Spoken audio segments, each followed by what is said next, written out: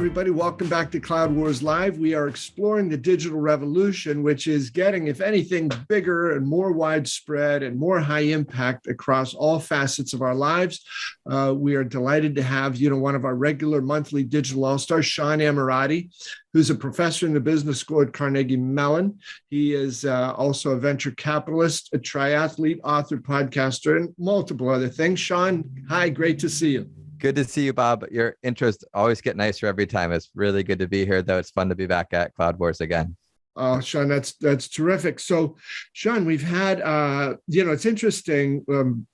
As this wave of Q4 earnings numbers comes out, three of the so-called legacy companies have reported in: Microsoft, IBM, and SAP. And I thought that they're all pretty impressive with what they did. And I wonder if you had some thoughts on that.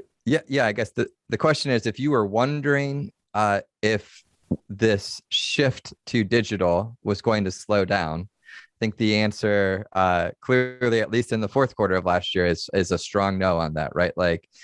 Certainly COVID, I think, was a catalyst to, and sort of just a lot of the changes that we've lived through over the last 2 years was certainly a catalyst for organizations to take a fresh look at what could be done digitally and how to think about cloud, and really an accelerant to the trends that you've been talking about, I guess, for like 5 years now on Cloud Wars, right? But, you're starting to see reversion to the mean in certain areas of this. Probably most famous recently, right, is the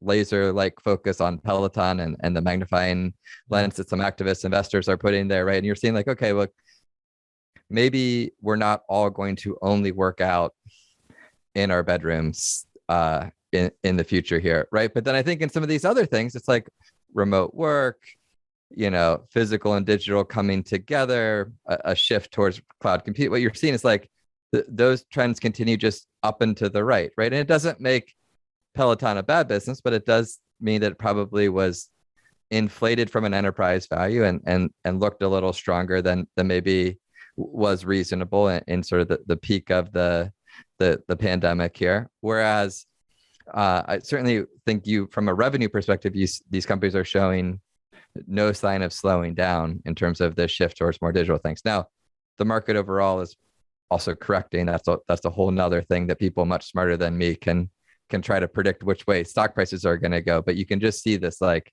business fundamentals of those digital businesses looking better and better and better, which is awesome. Well, Sean, just a real quick one on that. What you said about Peloton, right? Playing that physical digital balance the appropriate way. It reminds me of what you said. I don't know, this is probably close to 2 years ago about WeWork. Maybe it was more than 2 years ago. But you said, they want to play themselves up as this software technology digital company when in fact they use some of those tools, but they're a real estate firm, right?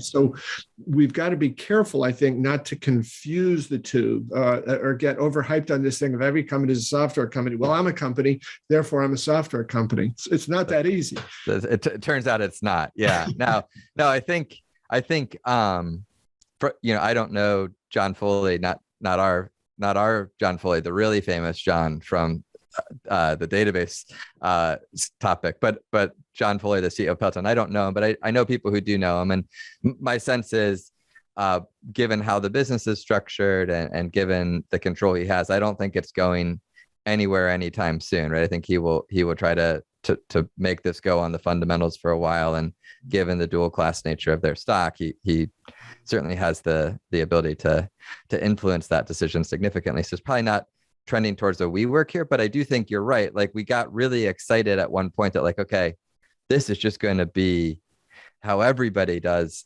every workout and every type of fitness. Probably not. On the other hand, that Peloton has great NPS score, really loyal customer base. I think there's a lot to like about that business, but it probably was a little overinflated in the heart of the pandemic, where it felt like 1 week into the future was like staring decades into the future if you rewind the clock there.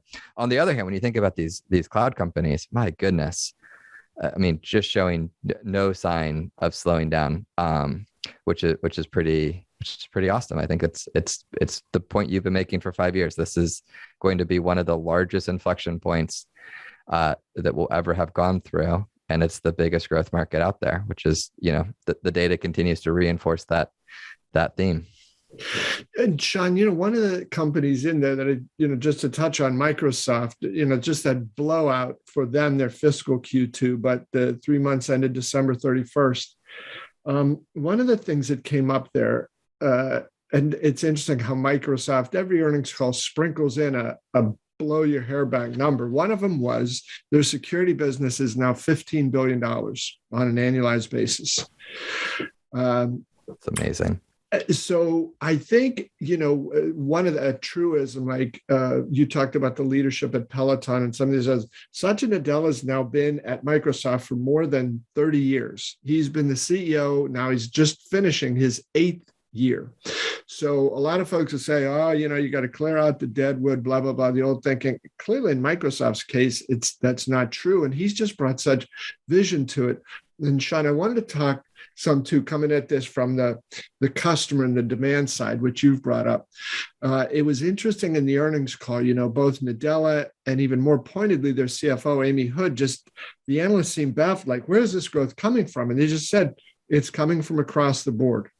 Yep. And both from gaming, from enterprise, all parts of that. And so I think as far as reading into the future and what the ongoing demand for these types of cloud digital AI services are going to be, we've got Microsoft with a blowout quarter, SAP cloud business up 28%. IBM had one of its best quarters in a long time. So 3 very different sorts of companies, all trying to play in the same market, coming at it in different ways. But for each of them, they reported very, very strong corporate customer demand. I just think that, to me, it's not the only thing, but it sure as heck is a big thing. Yeah. Yeah. I mean, and I think it comes back to this point that like companies want to solve more problems with bits and fewer problems with atoms, or at least complement things that are physically moving around with digital lenses into them. Your Satya Nadella point, though, I was trying to find it and I bookmarked this and now I can't get my fingers on it quickly, but someone was showing the stock performance over the time that he's been there, and it is as CEO. I mean, I've been there 30 years, but his tenure as CEO. I mean, talk about CEO of the decade, right? Like just an incredible amount of value that he created. To your point, not just in a one-trick pony, not just being really good at one thing but across the board, really making it a modern technology company. That's kind of second to none, and done great acquisitions as well. He's done well at figuring out the right things to come in and augment the business as well. So outside in and inside out, he's done an incredible job. Hey, Sean, you kicked open the door to acquisition. So I'm going to ask you a question on that in a second. But first, just a word from our sponsor, BMC. BMC wants to know, is your business on its A game? That's when systems are intelligent by learning from markets, where automation is paramount yet effortless, and when technology and people work as one in an enterprise. The A game is your business at its absolute best. BMC calls this the autonomous digital enterprise. Find out more at bmc.com/A game. So, Sean Ammirati, Microsoft, under Nadella, has made a lot of acquisitions. I'd say most notably LinkedIn, GitHub, among the top of them. And so you got the world's largest, most powerful, most influential cloud computing company goes out and makes its biggest acquisition ever. Who is it? Activision. Well, I'll bet you predicted that, Sean. I did not, but I think the most notable acquisitions is a bit influenced by what part of the tech space you look at. Like if you ask my son, for example, which is the most famous Microsoft company that they acquired, he certainly would not have said LinkedIn or GitHub, right?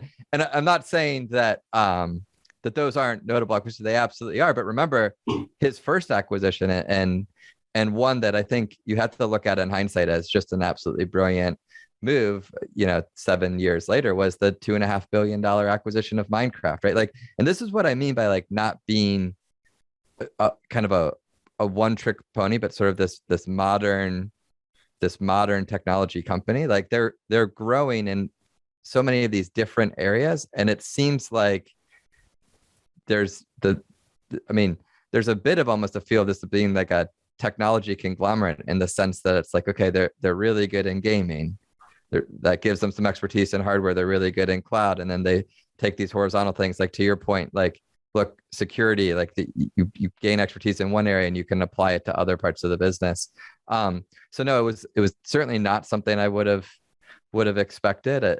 I think he's gotten to a point where you have to give that team the benefit of the doubt when they make a big swing like this, which is good.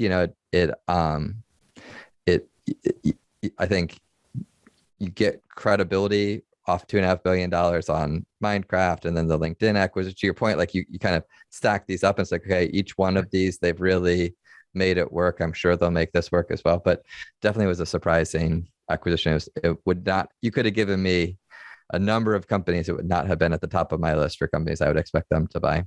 Yeah. So Sean, just about the Nadella and the market cap valuation there for the company. When he took over is 8 years ago on, I think, February 2nd or 3rd, Microsoft's valuation was about $440 billion. And today it's 2.3 trillion. Right. I mean, that's amazing. It's amazing. Yeah. And Sean, I interesting thoughts there too about Microsoft. It depends on who you ask, and your son would be more interested in Minecraft and so on. So this it's been interesting. Early in the earnings call last week, Nadella spent a fair amount of time talking about what the metaverse is and what Microsoft thinks of that. And there were at least two questions from analysts like, oh, what is this meta thing and what does it mean? I'd love to hear what you think about that in terms of, because we hear this term so much, it could mean a lot of different things to different people. What's your sense of it, Sean? Yeah. So business people think about it.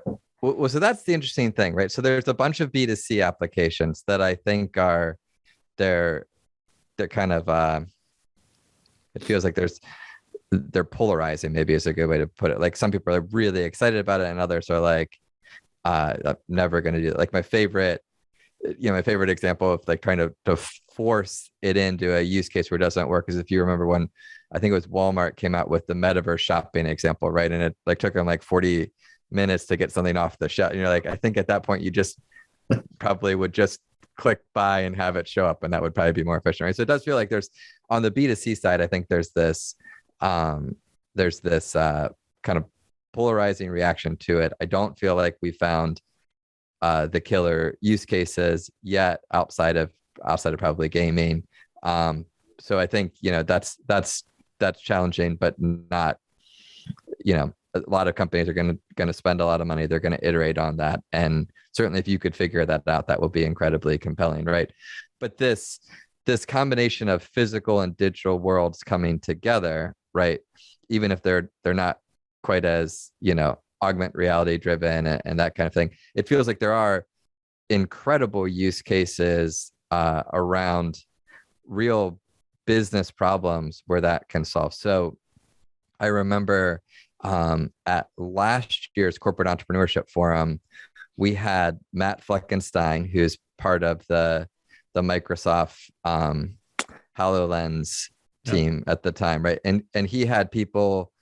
He brought 3 customers with him to talk about how they were using it in business cases because of the fact that the audience for the corporate entrepreneurship forum is that, right? So he had Case Western, who actually was having some students train on actual cadavers and some students train on cadavers wearing the HoloLenses, and the outcomes were actually better with those doing the training in this augmented experience, which I thought was really interesting.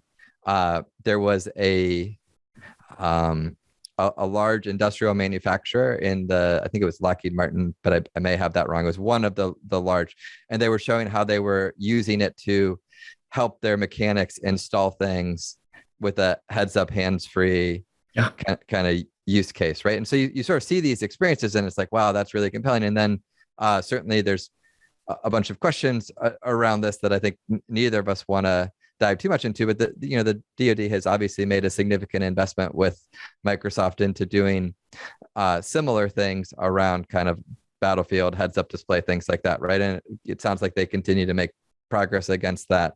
So you see a bunch of these use cases that are a little less like, okay, fun gamer-like experience, but solving real problems where you're joining this physical and digital world together. And I think that will be very compelling on a go-forward basis, because the ROI is really real. I mean, think about the difference in the building that Case Western needs to build out if it turns out that they can teach students how to do surgery better with a HoloLens for some of the early training. I mean, I think at some point, my impression is not that they're saying we're never going to put you in front of an actual human body, but like the stuff that you're trying to teach them early on with the cadaver, if you could learn that better with a HoloLens, that becomes quite compelling. And so I think there are business use cases there that are quite interesting. Yeah, great. Sean, last thing I wanted to ask about before you go here. We hear some of these things. You mentioned early on, like there was a little correction, some pricing and all this. What's your just quick thought on say the corporate tech market? I just continue to look at this. It's not the crazy things like, oh, we've got new language like Metaverse, therefore let's pump up the stock price. I just look at the demand from customers for companies as diverse as IBM, Microsoft, SAP, and ServiceNow. They're really, really strong. Do you think in the enterprise tech sector, just the general sense of how people are looking at the world, do we have our heads on straight, or is it a little nutty right now? So I think we have our heads on straight. I think that if you think about a stock price as a prediction of future earnings, I think we can confidently say earnings are going to go up, that most of these companies are expanding their relationships, not shrinking them on a customer by customer basis. So not only do you have confidence in a lot of future earnings, but on a lifetime value per customer, your Fortune 500 are going to spend more with each of those companies next year than they did this year, and probably even more the year after that, right? So lots of strong fundamentals there. I think the question that I think the public markets are wrestling with, and you're going to see this, probably filter down into the private markets as well, around enterprise tech. There's a whole separate kind of conversation around some of these other topics like crypto, metaverse, things like that. I'm not talking about that, to be clear. I'm talking about, enterprise technology companies, and in the venture space, business to business, software as a service businesses. I think the question we all need to wrestle with is like, okay, a lot of future earnings growth of on a cohort basis, so that revenue should grow, not shrink over time, and confidence those contracts are going to expand. That all makes you feel like, okay, I can be confident in that.